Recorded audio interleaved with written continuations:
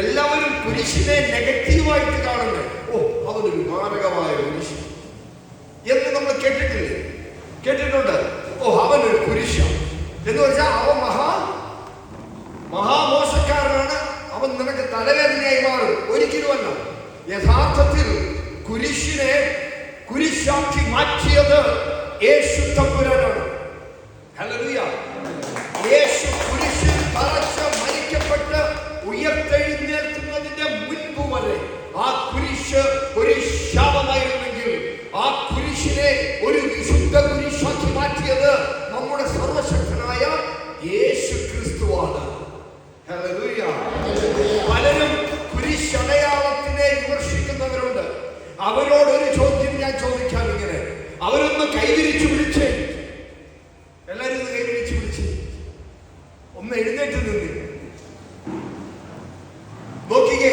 എല്ലാം തികച്ചും തെറ്റാണ്.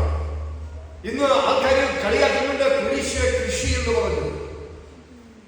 അപമാനിക്കുവാനും ഒരു കൂട്ടരുണ്ട്, അതിനെ ബഹുമാനിക്കപ്പെടുത്തുവാനും ഒരു കൂട്ടരുണ്ട്.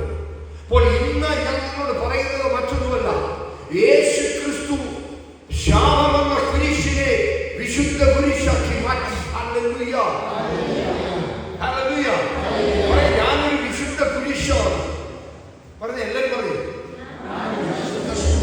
നിങ്ങളൊരു വിശുദ്ധ കുരിശാണ്.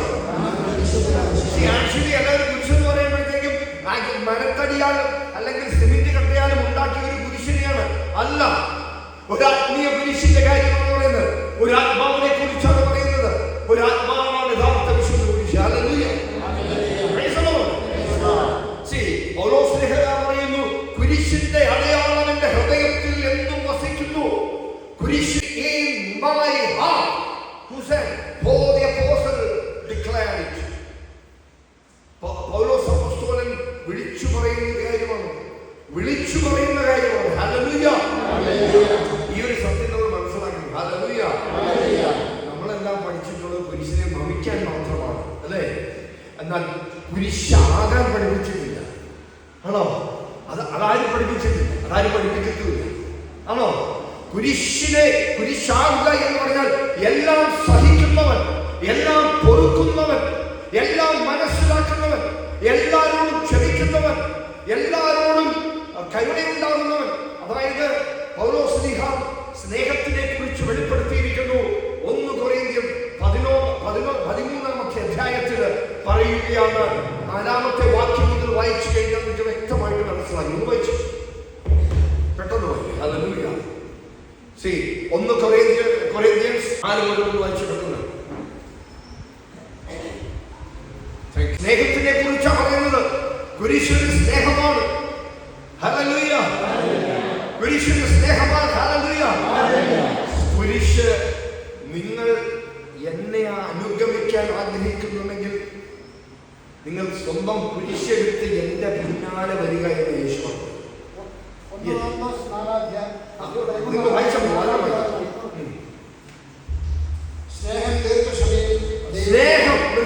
സ്നേഹം അതായത് ഈ കുരിശെന്ന സ്നേഹം എന്താണ്? ദീർഘക്ഷമ. അതായത് കുരിശ് നിന്നെ പഠിപ്പിക്കും ദീർഘക്ഷമ ചെയ്യും. നിന്നെ സ്നേഹിക്കാൻ യഥാർത്ഥമായിട്ട് കുരിശ് നിന്നെ പഠിപ്പിക്കും. ഹല്ലേലൂയ. Praise the Lord. എന്ന് വെച്ച് കുരിശിനെ ആരാധിക്കാനല്ല കർത്താവ് പറഞ്ഞിരിക്കുന്നത്. നീ കുരിശാകാനാണ് എന്ന് പറഞ്ഞാൽ അതിന്റെ അർത്ഥം എല്ലാം പൊറുക്കാനും വായിച്ചു. സ്നേഹത്തെ ആ സ്നേഹം സംശപ്പെടുന്നില്ല, അഹങ്കരിക്കുന്നില്ല. സ്നേഹം അനുചിതമായി പെരുമാറുന്നില്ല. നിങ്ങളുടെ പേര് സ്നേഹമെന്ന വാക്കിന്റെ അവിടെ നിങ്ങൾ എഴുതി വെക്കും. എന്നിട്ട് 100 പ്രാവശ്യം നിങ്ങൾ കൊന്ത ചെയ്തെന്ന് പോലെ ഉരുവിടും. പറ്റുമോ? നിങ്ങൾ യഥാർത്ഥ ക്രിസ്ത്യാനിയായി തന്റെ പേരൊന്ന് വായിച്ചിട്ടെന്ന് പറഞ്ഞ് കുഞ്ഞുമോൻ സ്വാർത്ഥം അന്വേഷിക്കുന്നില്ല. എന്നുവെച്ചാൽ ആന്റണി സ്വാർത്ഥം അന്വേഷിക്കുന്നില്ല. മാണിക്യം ദീർഘക്ഷമായുള്ളവനാണ്. മനസ്സിലായ? ഒത്തും പറഞ്ഞോ.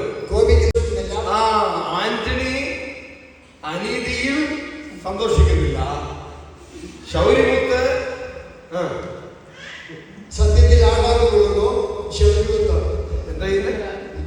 കുഞ്ഞുമോൻ എന്ത് ചെയ്യുന്നു? കുഞ്ഞുമോൻ സത്യത്തിൽ ആഹ്ലാദം കൊള്ളുന്നു.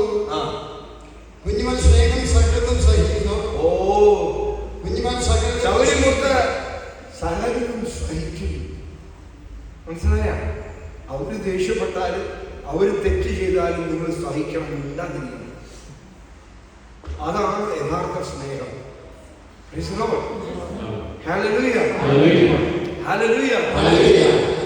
നിങ്ങൾ എങ്ങനെയാ കുരിശ വരയ്ക്കുന്നത്? ഇങ്ങനെ എന്ന് വരച്ച് കുരിശ വരച്ചിരിക്കും. വരയ്ക്കും. കണ്ടോ? ഇങ്ങനെ നിങ്ങൾ വരയ്ക്കുന്നത് ശ്രദ്ധിച്ചോ? എന്ത് കുരിശാന്ന് നോക്കിയോ? അത് കുരിശ് നേരെയാണോ നല്ല ബുദ്ധിയാണോ? പുത്രന്റെയും പരിശുദ്ധാത്മാവിന്റെയും നാമത്തിൽ. ആൾക്കാർക്ക് മടിയാ. ഇങ്ങനെയാണ് യഥാർത്ഥത്തിൽ ഇങ്ങനെ തന്നെയാണ്. പക്ഷെ ആൾക്കാരുടെ മടി, സ്പീഡോ, വെരി ഹറി, അല്ലേ? കാരണം റൂഹ റിട്രീറ്റ് തന്നെ ജനങ്ങളെ മാറ്റുന്ന റിട്രീറ്റാണ്. Hallelujah, hallelujah. അപ്പൊ നിങ്ങള് ഈ കുരിശ വരയ്ക്കുന്നത് ശ്രദ്ധിക്കുക. ഓക്കെ, കുരിശ വരയ്ക്കുന്നത് യഥാർത്ഥത്തിൽ ഇവിടെ വരെ വന്നിട്ട് പിന്നെ ഇങ്ങനെ വരയ്ക്കും, പിന്നെ ഇങ്ങനെ വന്നിട്ട് ഇങ്ങനെ വരയ്ക്കുമ്പോൾ തലകൂത്തിയായി കേട്ടോ. അപ്പൊ അത് ഇങ്ങനെ വരച്ച് ഇവിടെ വരെ വന്നിട്ട് ഇവിടുന്ന് ഇങ്ങനെ വായിൽ അനാവശ്യം പറയരുത്. പിന്നെ ബ്ലോക്ക് ഇടുന്നതാണ് കുരിശ്. മനസ്സിലായി? ചുമ്മാ ഇങ്ങനെ വരയ്ക്കാനുള്ളതല്ല. ഇറ്റ് ഈസ് എ അടയാളമാണ്. അടയാളം will confirm and affirm in your life.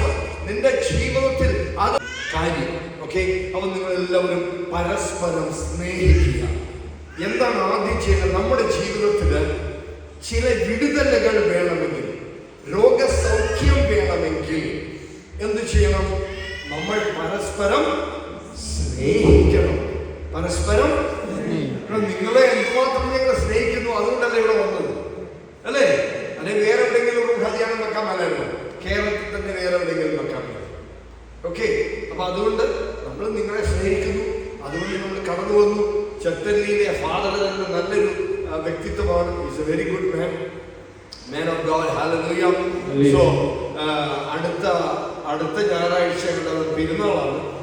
So നിങ്ങൾ എല്ലാവരും ഹെൽപ്പ് ചെയ്യണം. Praise God.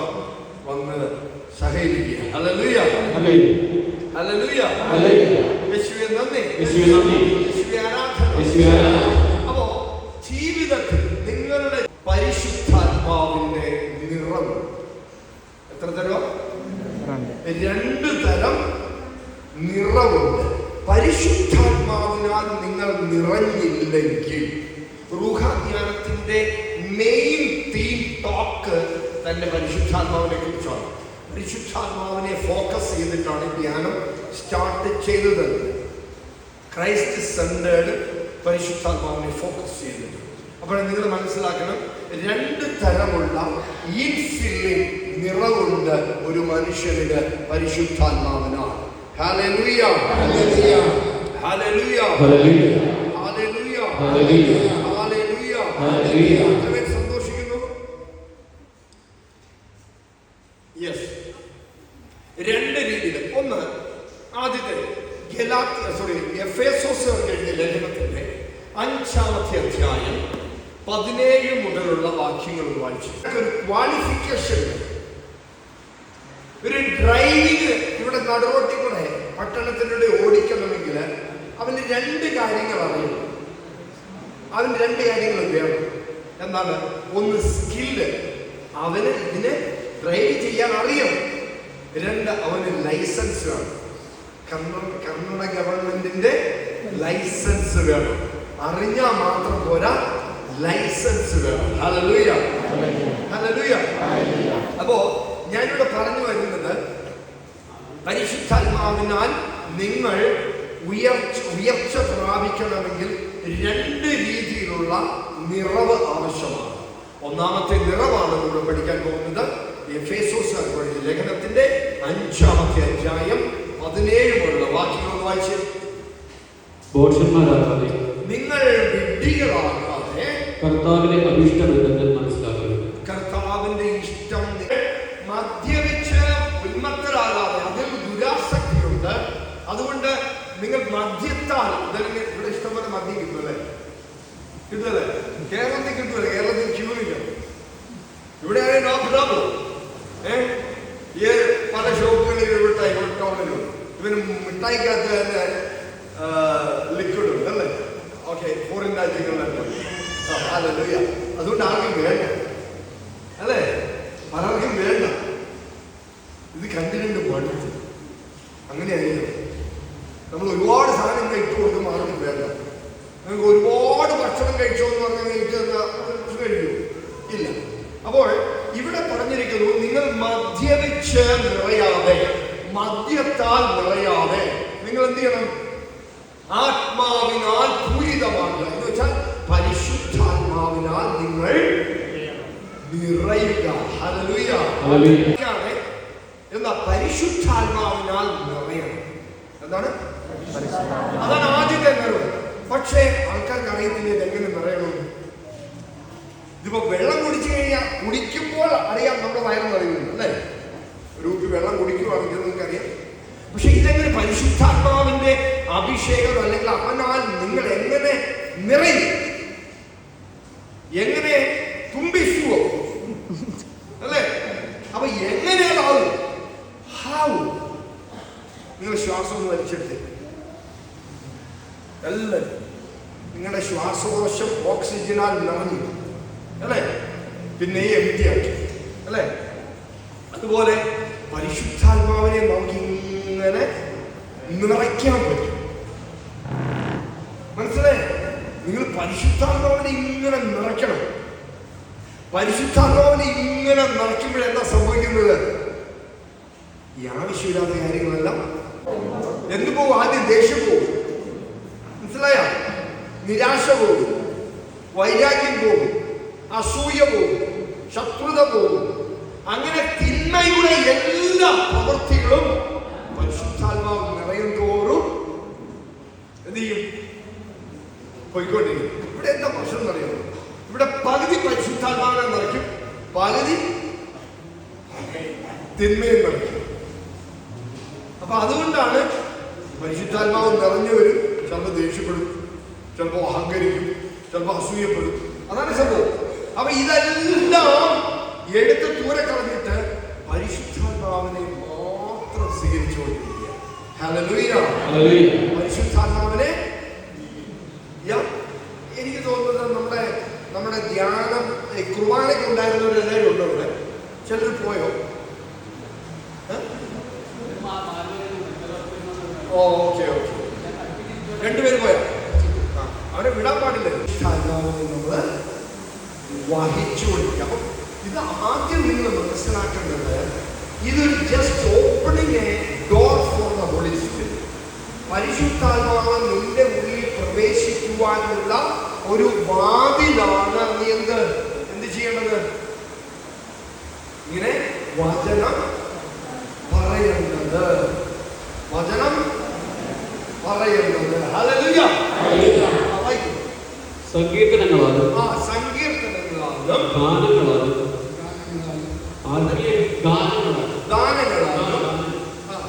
ആത്മീയ ഗീതങ്ങളാലും പരസ്പരം സംഭാഷണം ചെയ്യും. നിങ്ങൾ ഭവനത്തിലായിരിക്കുമ്പോൾ ഭാര്യയും ഭർത്താവും വഴക്കടിക്കുന്നതിന് പകരം എന്ത് ചെയ്യും? വചനം അങ്ങോട്ടും ഇങ്ങോട്ടും പറഞ്ഞുകൊണ്ടിരിക്കണം. ഹല്ലേലൂയ. ഞാൻ നിങ്ങളെ വിടുതലിന്റെ കാര്യം പറയുന്നത്. നിങ്ങൾക്ക് വിടുതൽ വേണമെങ്കിലാ പറയുന്നത്. ഓക്കെ, യേശു എല്ലാം ചെയ്യും. പറഞ്ഞു തരും, സമാധാനം തരും, നിങ്ങൾക്ക് സന്തോഷം തരും, സകലം തരും. പക്ഷേ ഇതെല്ലാം വരണമെങ്കിൽ നിങ്ങൾ എന്ത് ചെയ്യണം? അവൻ അനുകൂലമായി നിങ്ങൾ സഞ്ചരിക്കണം, നടക്കണം. അവന് വിപരീതമായല്ല നിങ്ങൾ പോകുന്നത്, അവൻ അനുകൂലമാണ്. ഹല്ലേലൂയ. അതുകൊണ്ടാണ് യേശു പറയുന്നത്, എന്നെ സ്നേഹിക്കുന്നവൻ എന്റെ കൽപ്പനകൾ കർത്താവേ, I love you Jesus, I love you Jesus പറഞ്ഞിട്ട് കാര്യമില്ല. കർത്താവിന്റെ കൽപ്പനകൾ പാലിക്കാത്തവൻ ഐ ലവ് യു ജീസസ് പറഞ്ഞിട്ട് എന്തെങ്കിലും പ്രയോജനമുണ്ടോ? ഇല്ല. സോ വാട്ട്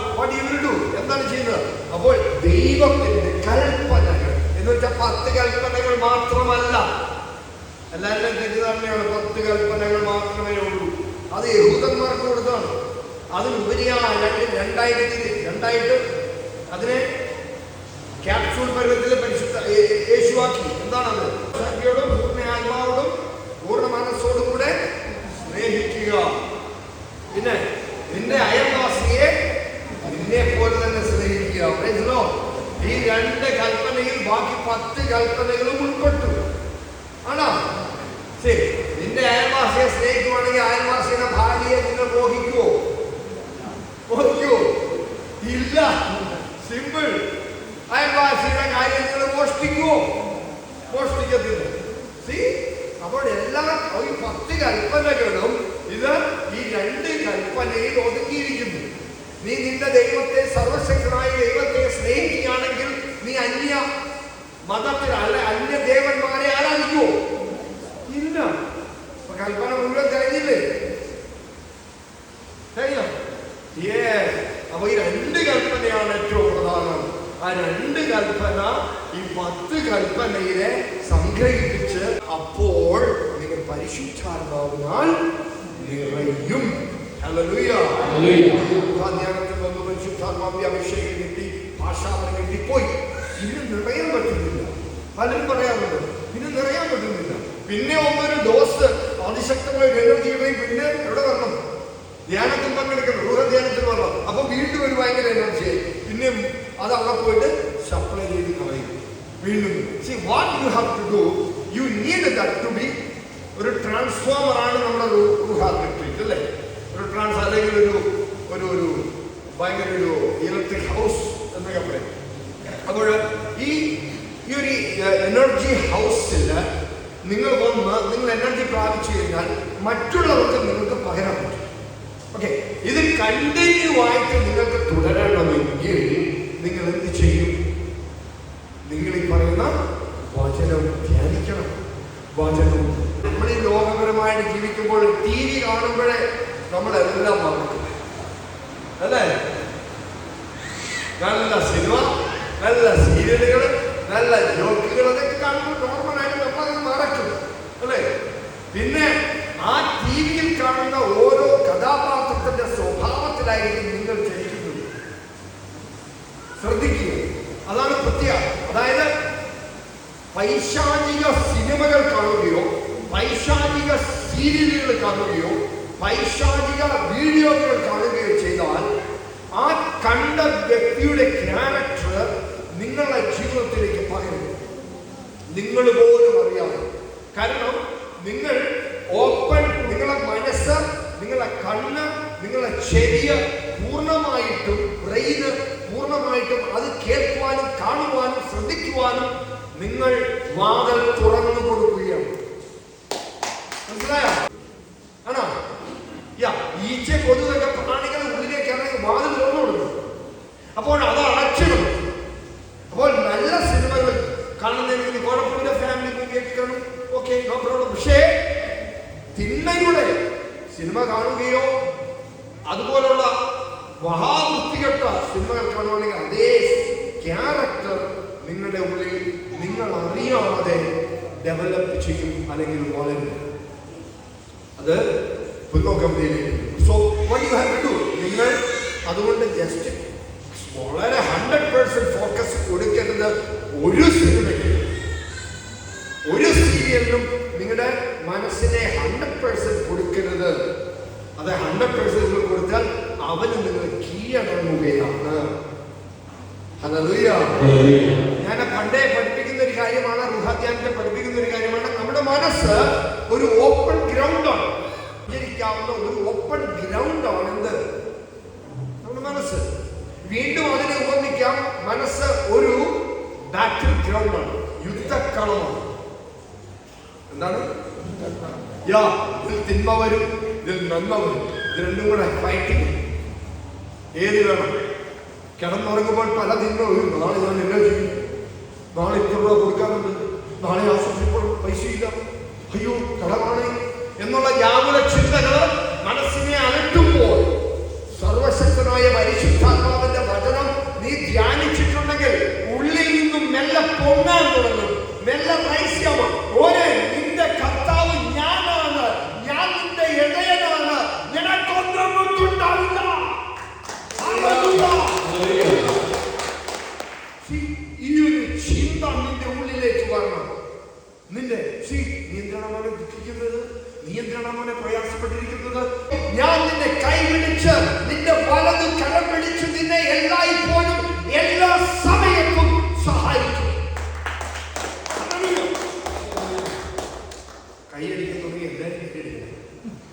ഒന്ന് കൈയടിച്ചാൽ മതി. അല്ലെ രണ്ടാളെ കൈയാൻ പറ്റുള്ളൂ. കൈയുള്ളവരെല്ലാം ഒന്ന് കൈയടിച്ചു കേൾക്കാം.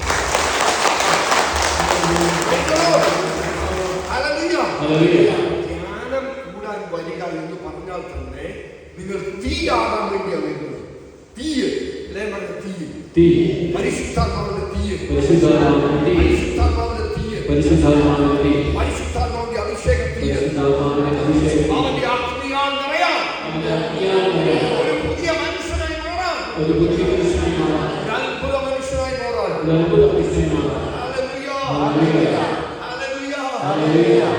സന്തോഷിക്കുന്നു. എല്ലാവരും എഴുന്നേറ്റ്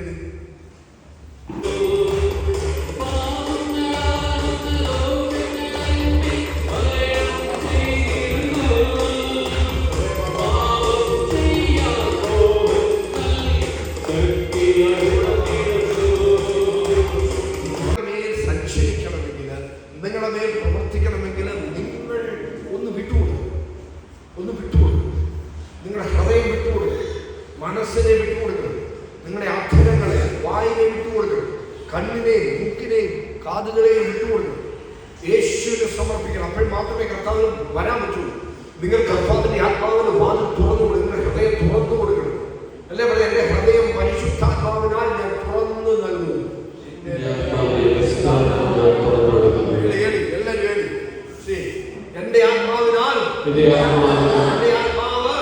ആത്മാവിനാൽ തുറന്നു കൊടുക്കുന്നു, മനസ്സിനെ തുറന്നു കൊടുക്കുന്നു, കണ്ണുകളെ തുറന്നു കൊടുക്കുന്നു, കാതുകളെ തുറന്നു കൊടുക്കുന്നു, വായിനെ തുറന്നു കൊടുക്കുന്നു.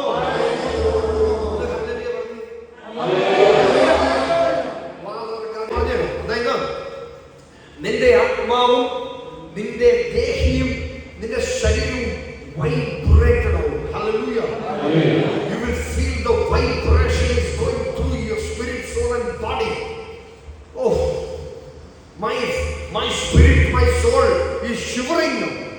Even my body sometimes. Hallelujah. Hallelujah. My spirit is shivering. My spirit is shivering. It's vibrating. Current അടിക്കുന്ന പോലെ. Praise God. So you should get it done. നിങ്ങളത് പിടിച്ചെടുക്കണം. Hallelujah. ഇലക്ട്രിക്കലാണ് തൊട്ട് ഷോക്ക് അടിക്കുകയല്ലേ. സോ അതുപോലെ എത്ര പേർക്കൊക്കെ ഷോക്ക് അടിച്ചിട്ടുണ്ട് റുഹാധ്യാനത്തിനോട് വന്നിട്ട്. Hallelujah. നമ്മുടെ ഷോക്ക് അടിച്ച് താഴെ വീഴും. എന്താ കാരണം? The power of Jesus. യേശു ക്രിസ്തുവിന്റെ ശക്തി കൈകളിൽ വിരിച്ചു പിടിച്ചിട്ട് പറഞ്ഞ എന്റെ കർത്താവേ നിന്റെ ആഗ്രഹം, ഭയങ്കരമായിട്ട് ആഗ്രഹം, ഓക്കെ, ഭയങ്കരമായ തോസ്റ്റ്. നിങ്ങൾ കുറേ നേരം 2 ദിവസം വെള്ളം കുടിക്കാൻ തിന്നി ദാഹിക്കുന്നു, ഭയങ്കര ദാഹം കഴിയുന്നു.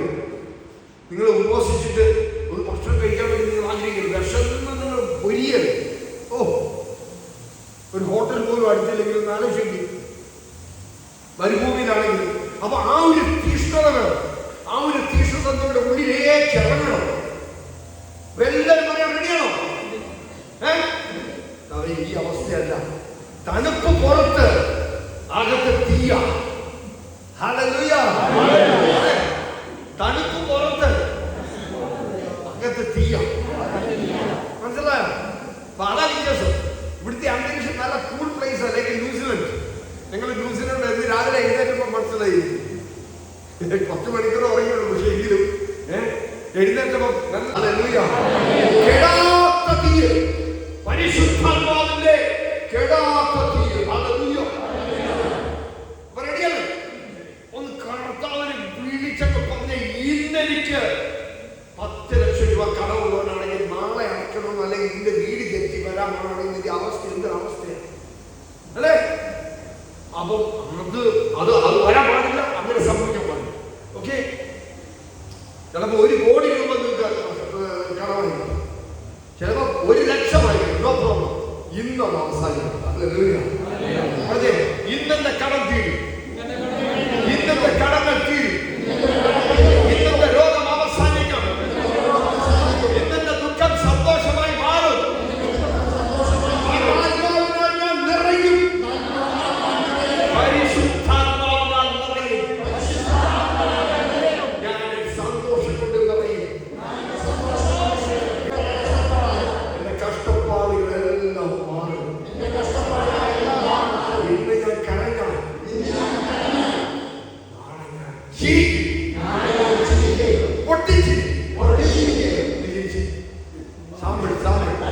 ഇങ്ങനെ കരയാൻ പറ്റൂ, അത്ര ശക്തിക്കാൻ വിളിച്ചു. Come on. Yes. 1, 2, 3. Come on. യേശുവേ.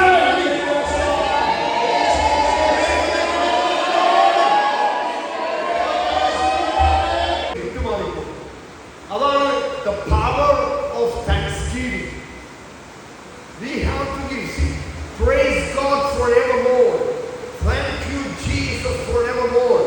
എപ്പോഴും നമ്മൾ ദൈവത്തിന് നന്ദി പറഞ്ഞുകൊണ്ടിരിക്കുമ്പോൾ പരിശുദ്ധാത്മാവിന്റെ ഒരു പുത്തൻ അഭിഷേകം നമ്മുടെ ജീവിതത്തിലേക്ക് കടന്നു വരും. ഹല്ലേലൂയ. എല്ലാവരും താങ്ക് യു ജീസസ്. നന്ദി യേശുവേ. നന്ദി യേശുവേ. ഇതാണ് നമ്മൾ എപ്പോഴും മനസ്സിലാക്കുന്നത്. നമ്മയാ ദൈവത്തെ സ്തുതിക്കണം. നിങ്ങൾ ഒരു സ്റ്റെപ്പ് മുൻപോട്ട് വെച്ചാൽ താങ്ക് യു ജീസസ് എന്ന് പറയുന്നത്. നന്ദി